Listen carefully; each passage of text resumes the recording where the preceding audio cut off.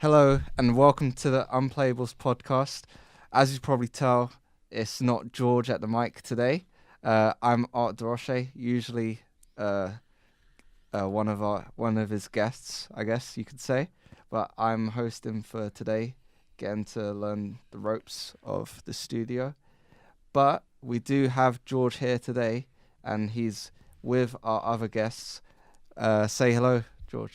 All right, how you doing? I'm great, thanks. How are you? Good. I'm good. It's pretty weird being sat in here, but I guess I'll get used to it. Yeah. Would the others like to introduce themselves? No, not really. Okay. I'm Connor, but yeah. Wait, you're Connor? Yeah. I thought you didn't want to introduce yourself. Yeah, but how are you? I'm great, thanks. Thanks for asking. Ryan? Hello. Cheers. Cheers for that. Matthew? Matthew's back, actually. Oh, yeah. Yeah, I'm back now, yeah. Congratulations, buddy. Oh, funny, yeah. Wasn't you back last week? No. Yeah, because we did the one about... Yeah, we did the loans, yeah. Oh. It doesn't matter. It doesn't matter. Okay. Someone Brilliant. is back. Brilliant. Someone is actually back. Mr. And Special that is Guest. our special guest. He has Reveal no yourself. Name. He has no name. Hello guys, how you all doing? You I'm didn't. back, baby. What's your name? My name is Henry, as I was on 2 weeks ago. Whenever. You're You're on on whenever the ones with you recently. came out. Whenever it came out, that's when you were on. Yeah. And now I'm back. So Popular we've got everyone in the studio for today's discussion, and that'll be on whether playing badly actually is a thing that matters amongst fans, and whether relegation is how big of an effect relegation has on the fans. So I'll let you guys kick it off. All right. Anyone want to kick it off? Well, I think as a Portsmouth fan, relegation is something I'm used to. Say no more. Exactly. Yeah, good. Obviously dropping down from the Prem down to League Two. Don't know how many years ago now. It's not nice, but thankfully we are on the way back up now. Obviously in League One now, and I think obviously ours was down to financial troubles, which is nothing I can really do about. But I think it makes you sort of miss where you were at the same time. But like you're optimistic that you can get back there as well with the right sort of support from the club. So do you think it's very situational? So it depends on the type of club. It depends on the owners and the fans and their relationship, I think, and sort of the players' attitude. Like if you have a sort of like load of players who are like not really bothered about playing for the club, like when Aston Villa were in the Prem, Yeah. and then they went down, and then like who they had, like Mike, was it Jolie Lescott, Yeah. Oh, yeah. posting on them pictures about his car. Yeah.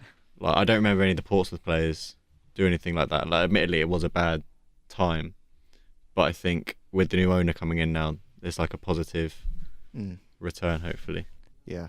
Seen that with Sunderland as well, where it hasn't really been that great for them. Yeah. Back-to-back relegations, and I'd imagine it's not the best for their fans either. Shame that. Yeah. Do you want to talk about Newcastle then, George? Do I? Yeah. I'm not that clued up on them. But I mean, I think if you look at Newcastle, it probably was in the end better that they got relegated. You look at the team that they went down with, and it was pretty poor. And what Rafa's done to build, I mean, now they're playing in the Premier League with the same squad they had in the Championship, but it's still been a good squad. But I think from like a fan perspective, which is what I'm trying to look at this like at, it's definitely been good. Like you can just tell the difference between fans. I mean, since coming back up, they've set up.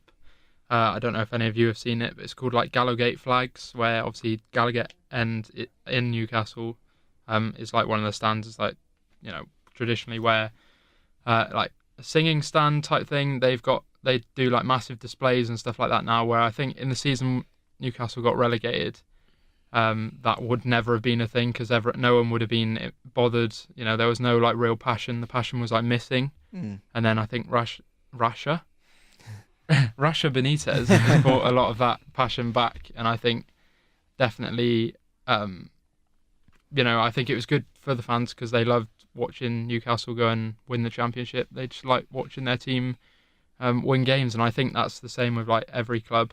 Yeah. So like loads of clubs who get relegated, they'll be devastated that they've gone down, but in a lot of cases it's a good opportunity for you to go and watch your team win. And I think, especially as I'm more of a Charlton Town fan, it doesn't matter what division you're in for me. I don't care what division my team's in, as long as it's just good to see them win at whatever level. Yeah.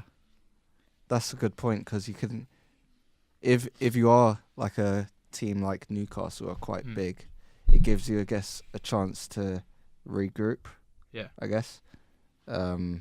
Whereas Sunderland are... Yeah, that's where they got it expensive, wrong, yeah. isn't it, really? I don't think they quite knew the task ahead. I don't think their fans knew, but it's exactly the same. Like, if Sunderland go and smash League One now, their fans won't care that they're... Well, obviously they will in overall care that they're in League One, but they'll be happy that they're winning games. I think as well it helps if, like Newcastle, you kind of have a plan when you go down there. Yeah.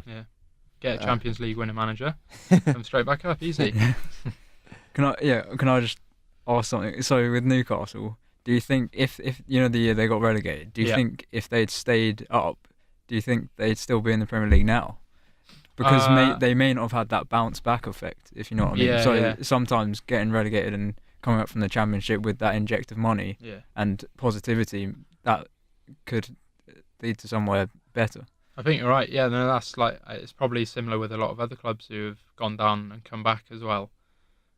Thinking like Leicester, teams like that. Yeah.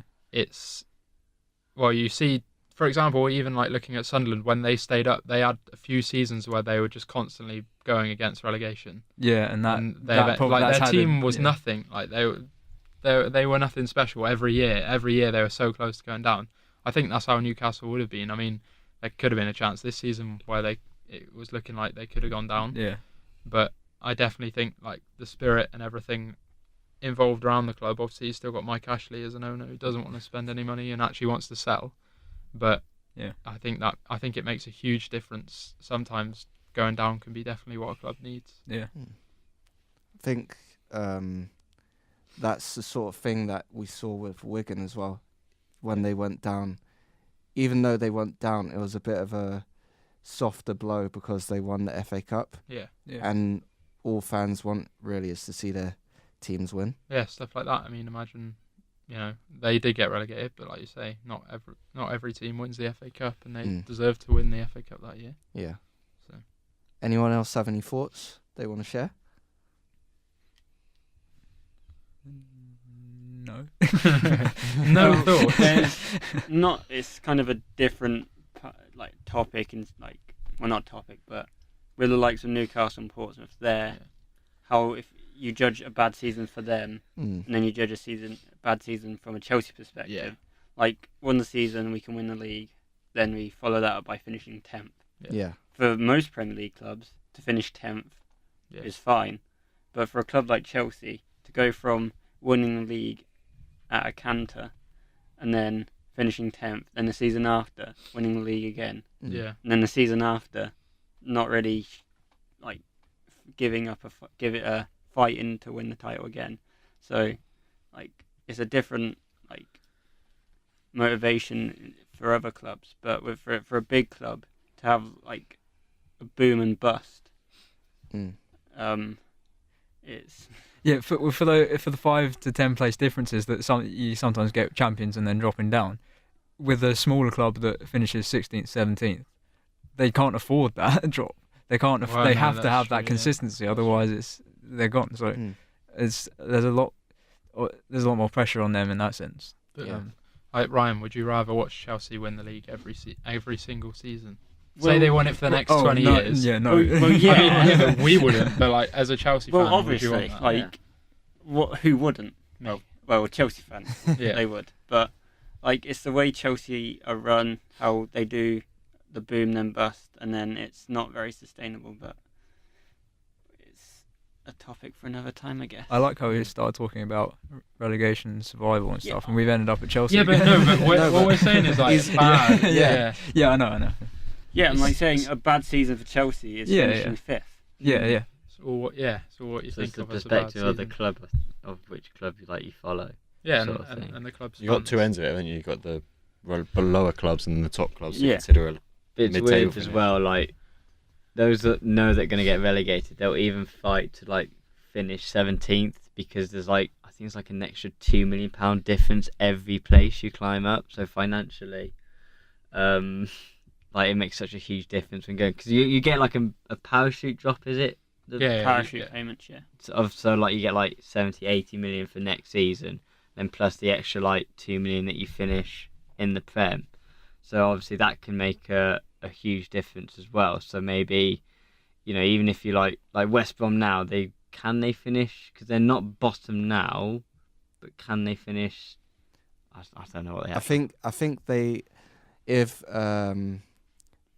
if they score like 20 goals, because well then. goal difference. What, below Swansea? Yeah. I think Swansea on 33 and West Brom on 31. So Swansea lost, know. and then West Brom wins, so they could finish 17th. Yeah. But yeah. Well, 18th. Well, yeah, that one. Yeah.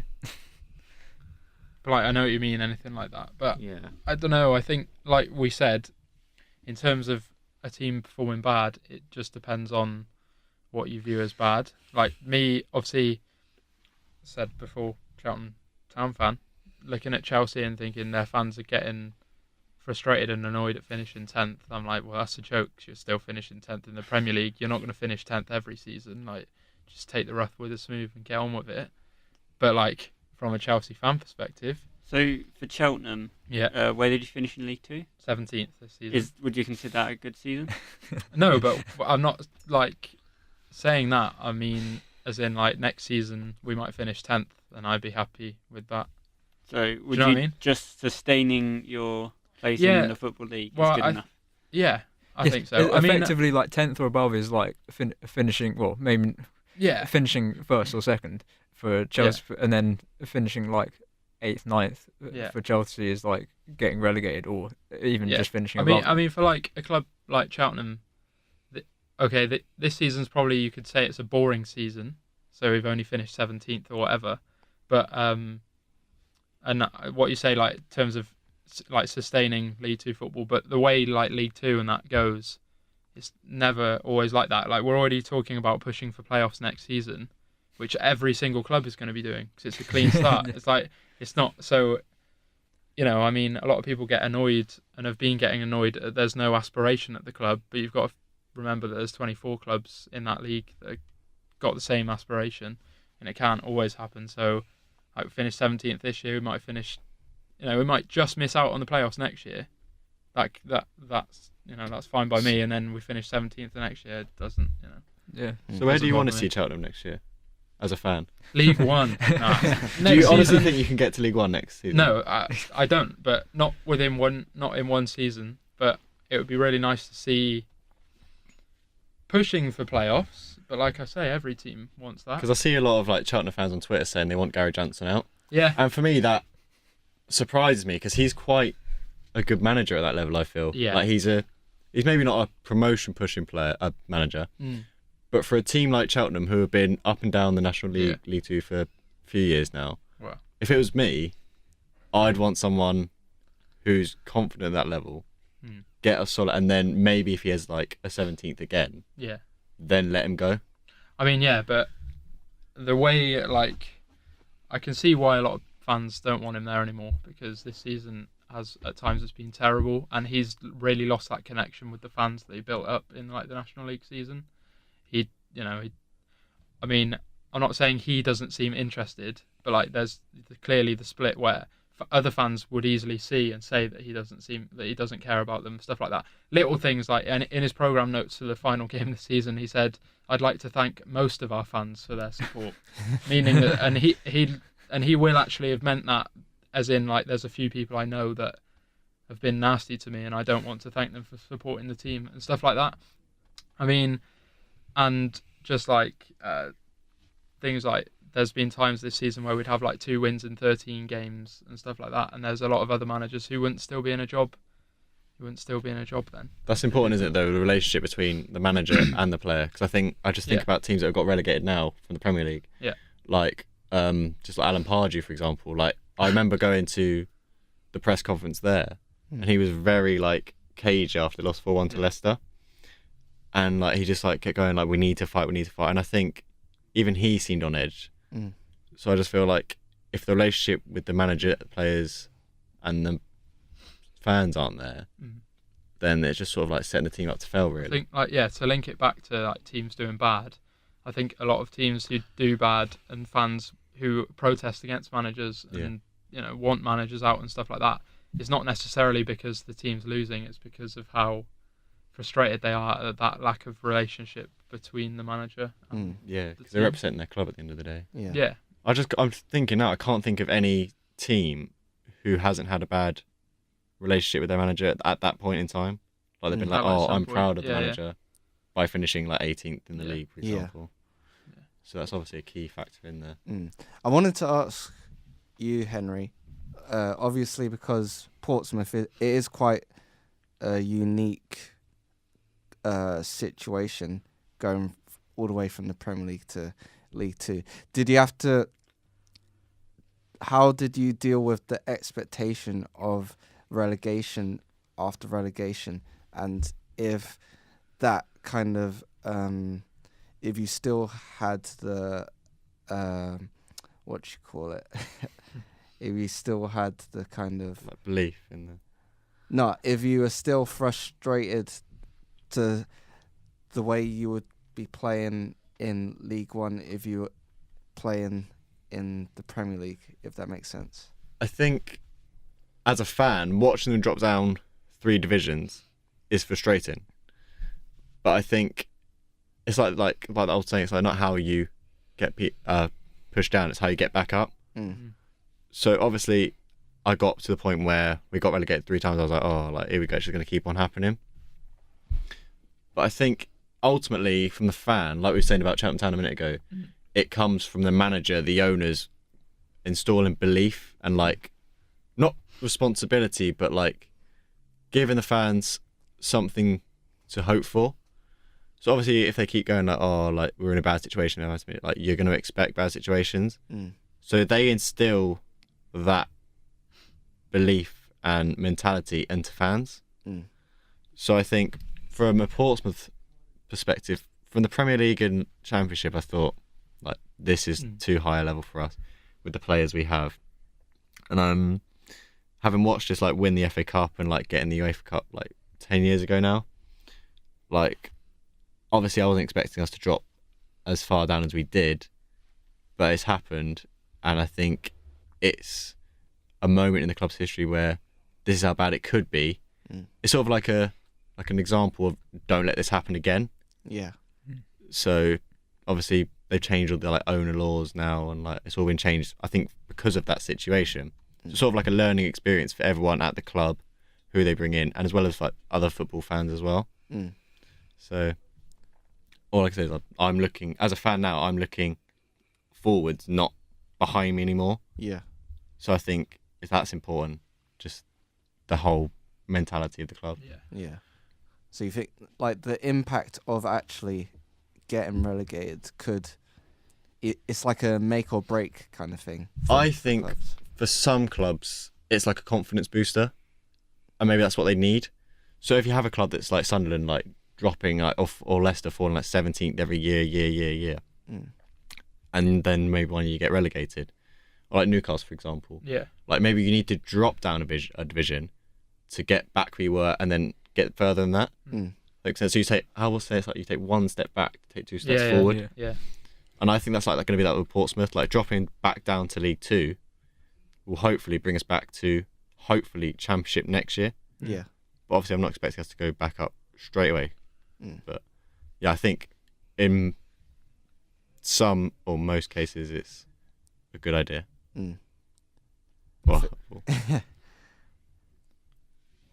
It's like a restructuring. It is. Isn't it? It's like so when Cheltenham got I don't want to keep just chatting rubbish about Cheltenham, but when they got relegated, that first game back at home in the National League, I'm pretty sure attendance was higher than it was when you're getting relegated in League Two, and it's stuff like that. And also when you go on a massive losing streak, you see who really are like the fans of your club, and that can make a huge difference. Because if you're a player and you've got loads of fans that they've only been around since you've been doing well, and now that you're doing badly, they're effing and blinding you and stuff like that, and having a go at you, or and then eventually they just disappear, and you're left with the group of fans who actually really want to see the team do well, and that's all they want, so they support the team.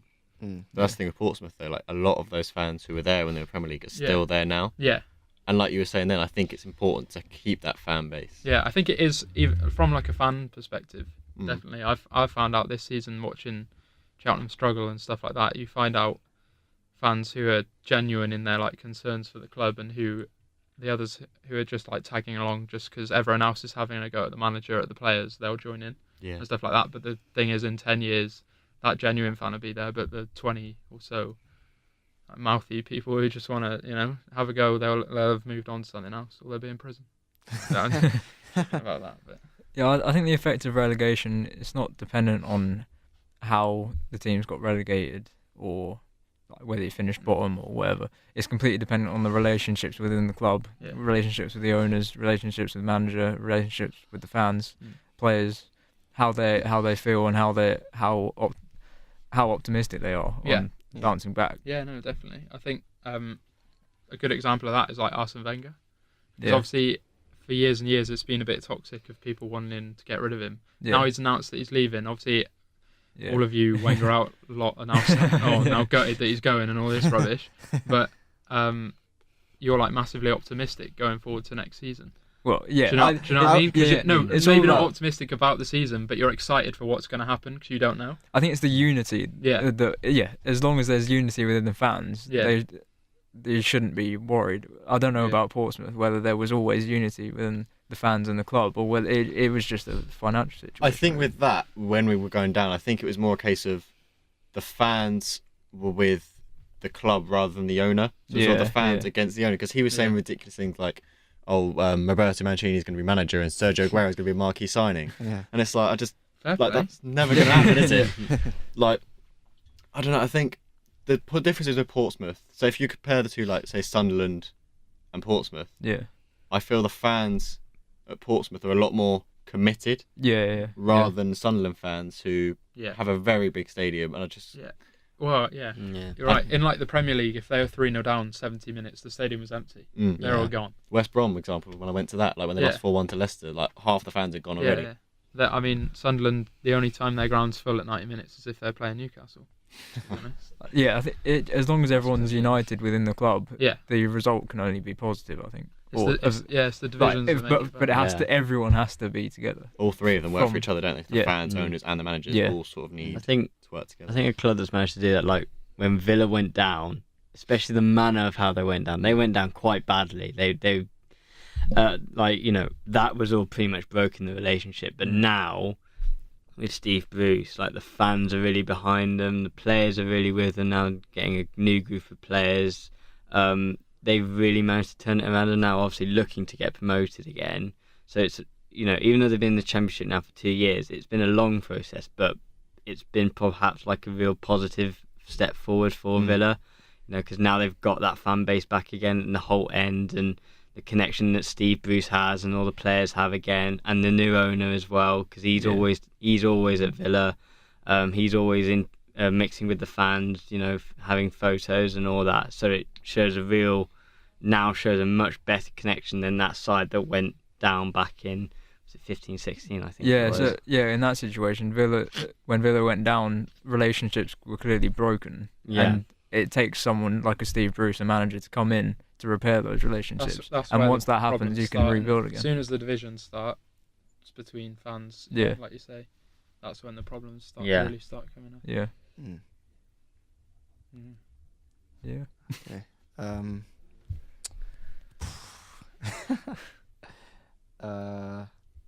I was gonna bring up Derby County.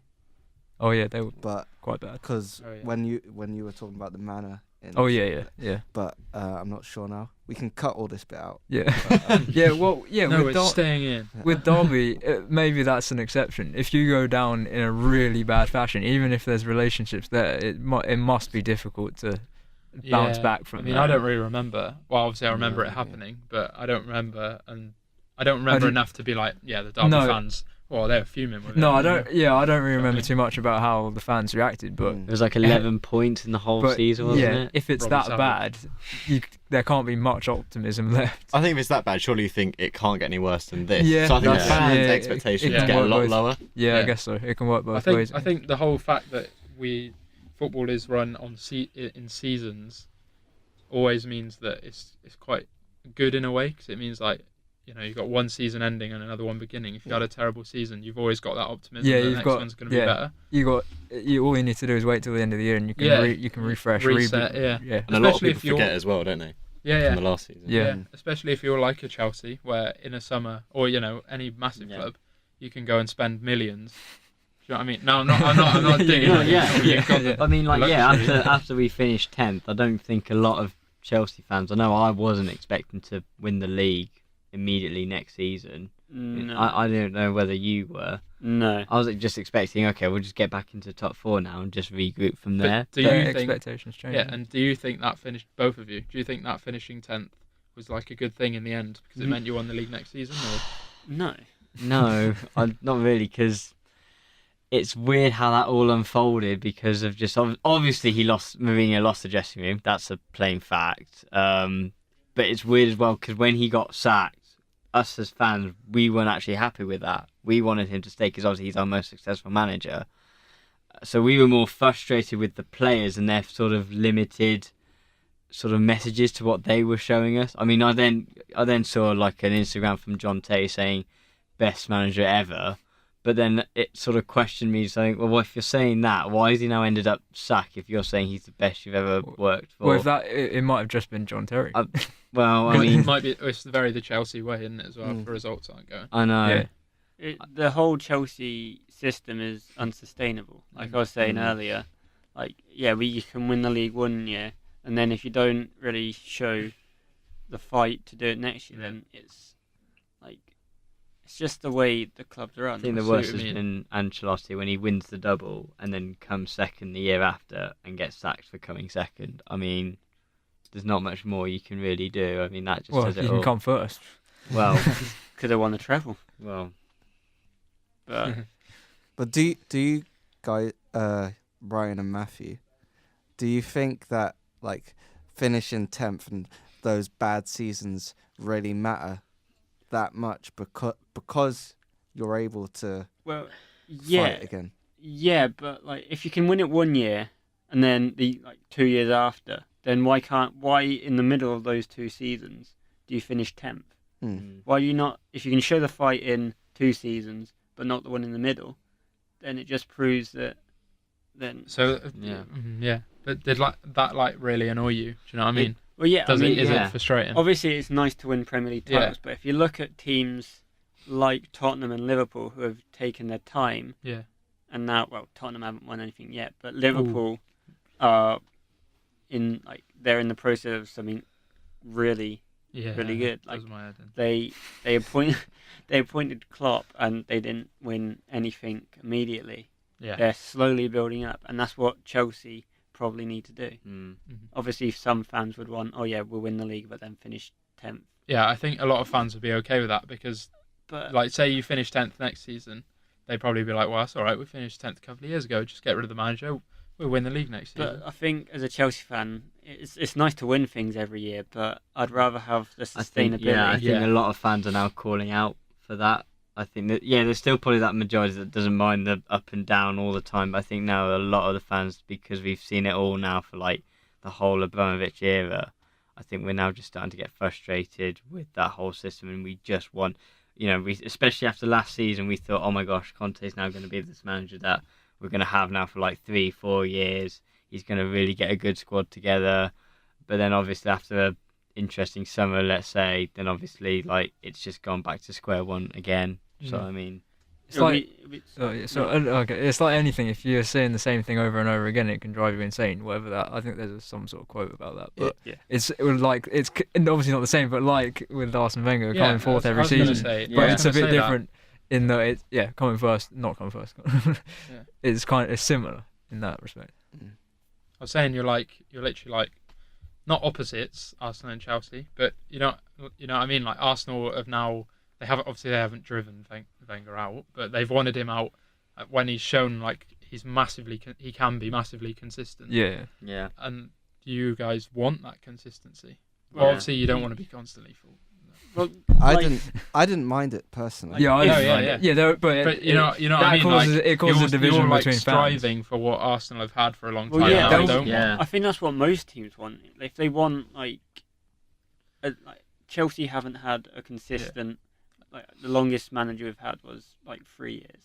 I think you want like progression. I think like you say, every team gradual progression, not just. And obviously, winning the title is great, but what's the point if you're not gonna retain it? Like it might take 3-4 years, but some teams have benefited from that, and Chelsea probably should look into doing that. But because I think if Abramovich sees that we win the Premier League, will he change his mind?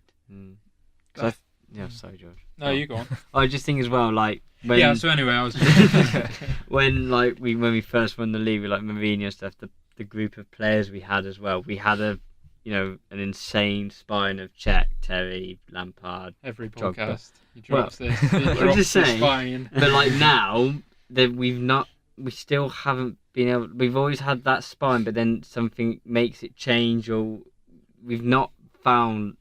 As such yet, like an actual spine that we could now rely on for another 10 years, like we did with that lot.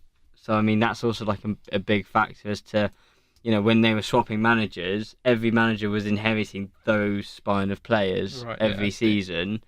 Whereas now, whoever will come in, they'll probably, Conte came in, he inherited the Mourinho squad, did well with it, but then he's got rid of Costa, he got rid of Matic. And that's something that the managers there are going to have to sort of accept, and they're going to have to try and build a spine. But then their new managers then going to have to agree with that or not. Tear it agree. all up again. Exactly. Yeah, it's like, I think you go through managers so quick that you haven't seen it's like a lot of managers. The teams Conte system. He likes 3 at the back, wing backs, and has brought in players who play that system, like Zappa Costa and Emerson and Alonso. Yeah. Whereas, like, if he does leave. Yeah. And is replaced by someone else who plays a different system. What's going to happen to those players? They'll be left by the wayside. So you start again, don't you? You start from scratch again.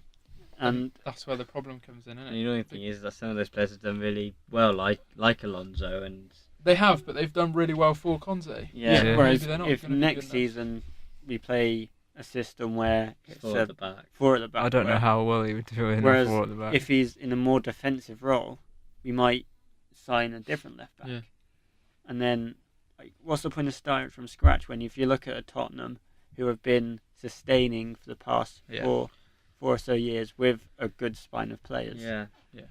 That's what I know they've not really reaped the rewards yet, but it's what Chelsea should strive. They're on the brink. It hurts me to say it, but they should be more like Tottenham. That's disgusting. Sorry. No, I know what you mean though. Like Pochettino's got that pretty much. I mean, Pochettino would probably be the perfect manager for Chelsea in this position at this point in time. Yeah. He could bring through for the fans. I mean, I don't think he'd go there. Well, But just generally, a manager like that wouldn't want to go to Chelsea because they know they're unless the owners drill it into them that they are going to change. Yeah, but they're not. So they won't. If Conte does leave, it'll be interesting to see who they appoint. But I don't think a long-term rebuilding manager will come in unless they have guarantees that they are allowed to do that. Yeah. And that won't happen at Chelsea for a while. No, you're right, that won't.